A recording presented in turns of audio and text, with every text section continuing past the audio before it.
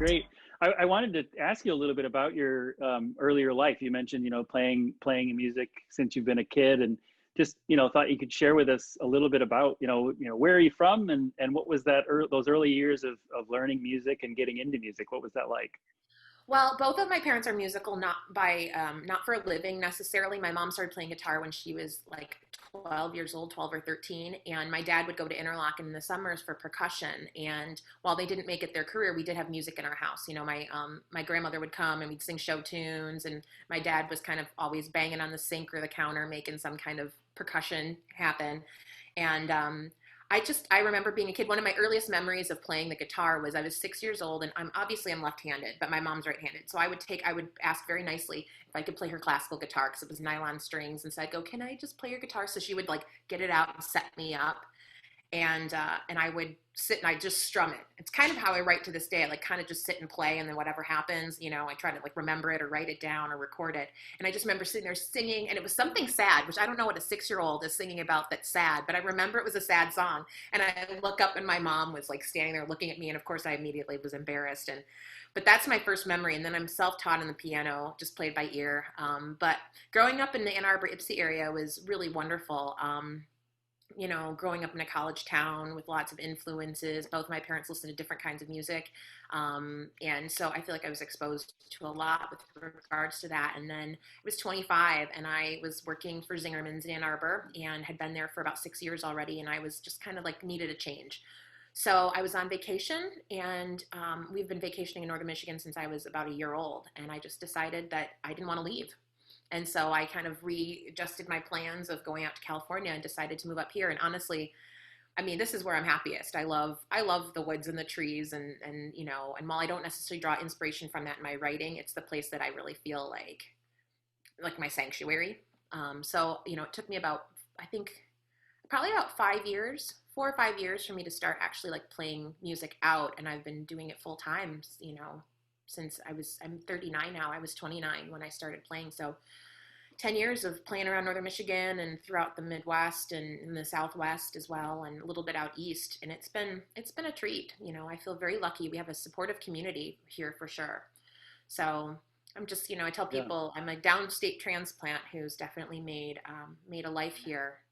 Yeah, and you mentioned, so it sounds like you had the blues at 6 even. So I wanted to I know. talk a little bit about that early, earlier influences, and you have this, obviously you have this inspiration from jazz and blues and music that is from a different era, you might say, although it is very much living today. And I wonder if there was a specific album or a specific memory you have of that kind of music, your introduction to it, or a concert you saw when you were, younger, that just really, solidified that as one of your passions.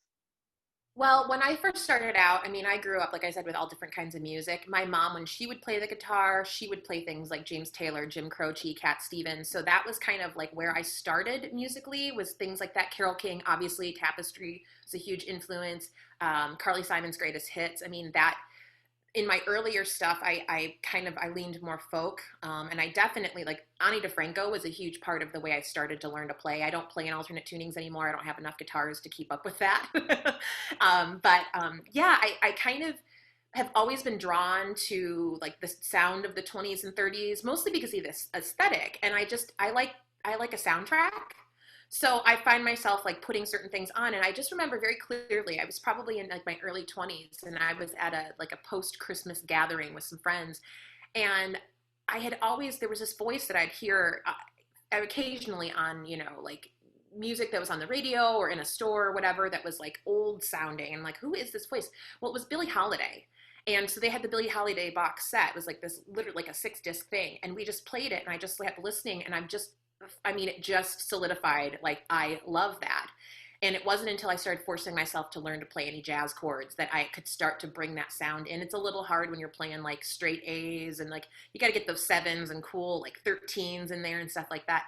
And as soon as I started to force myself to kind of get outside of the box of like folk music or alternate tunings, I found that I could channel that. And it just changed the way I thought about writing. and it just kind of made sense to move that direction. I mean, like learning about swing music. And for anybody, if you have not seen Ken Burns' History of Jazz documentary, I watch it, like I just rewatch parts of it because it's such an amazing look at the tapestry of music that goes back to, you know, like slave songs, but then how did this all work up to what we know now? And the history of that is so incredible and so rich. So after watching that again and again and again, it just I find something like new and inspiring all the time. And then, you know, I like to seek out new musicians who kind of have that element. Melody Gardot is one of my favorites. Her voice is just like you know, just beautiful. But then there's like Pokey Lafarge, you know, kind of got that old swing kind of element. So yeah, it kind of just evolved on its own, and I couldn't wait to be like a grown woman because it's kind of weird to sing, like to try to do that when you're just like 20. It doesn't feel right. But now that I'm literally almost 40 years old, I'm just like I can be like a blues singer now, right? I can do this. I got enough behind me. I got enough struggle. I haven't written pandemic blues yet, but I probably will. Right, right, yeah.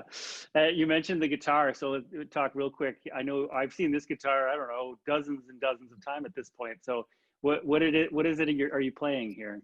This is the Tim Armstrong Electromatic Gretsch. It's one of the few that I could find when I wanted to buy a left-handed guitar and not spend like $4,000. Like the Chet Atkins one, you can get left-handed. Like if anybody's feeling real generous, any day I'll take it.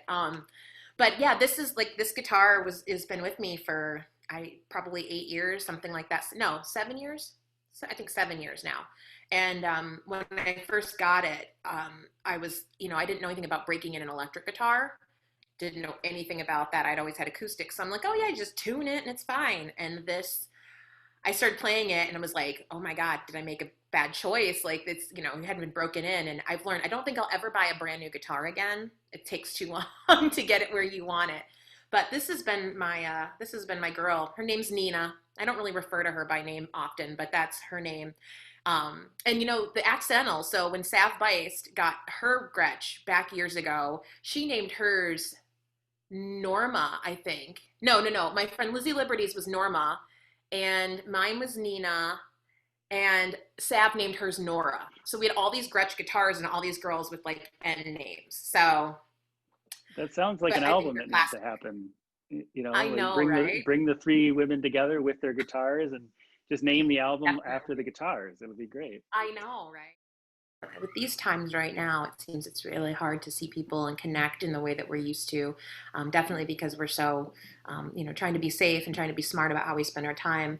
And I find myself thinking about the things I miss doing. I'm a lover of old movies and old music, and I love ambiance. I love film noir. I love the whole aesthetic of old movies and things like that. And so I wrote this song. This is a newer song, and it's called Meet Me Downtown. And this is a tune that I wrote about imagining being able to go and have a cocktail in a beautiful hotel bar somewhere downtown.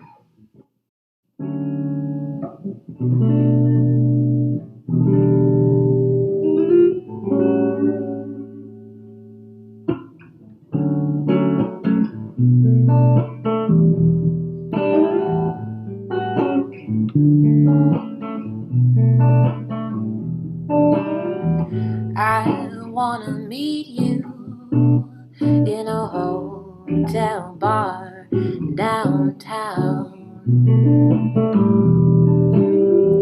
where we could drink too much and lose ourselves like gadabout to just pal around.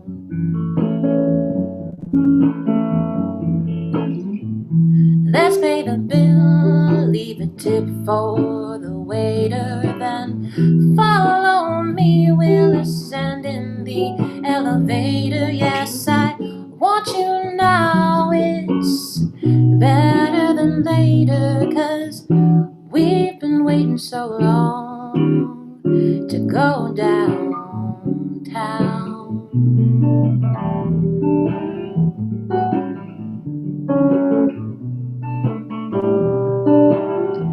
I've been wandering and sauntering in, pulling up a chair.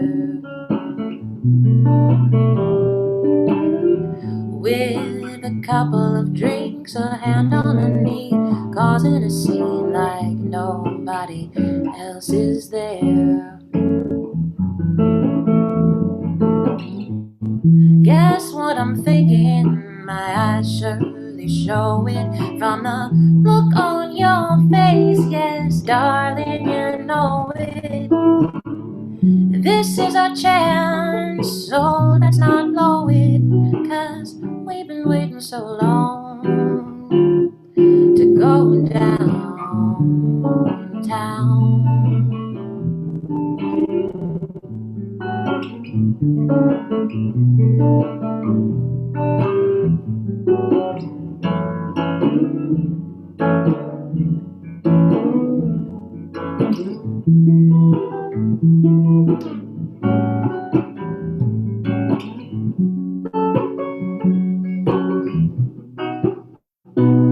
Yes, we've been waiting so long to go downtown.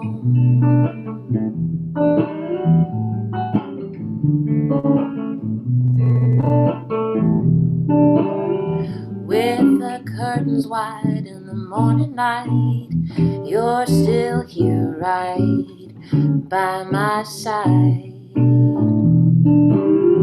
Oh no, please don't go, just stay instead, have breakfast in bed. We've worked up an appetite. Oh, what a beautiful time this has been, the kind that makes a girl say amen. You'll be on my mind, darling, till when we can meet again. Downtown, downtown, I cannot wait to meet you downtown. Let's go downtown.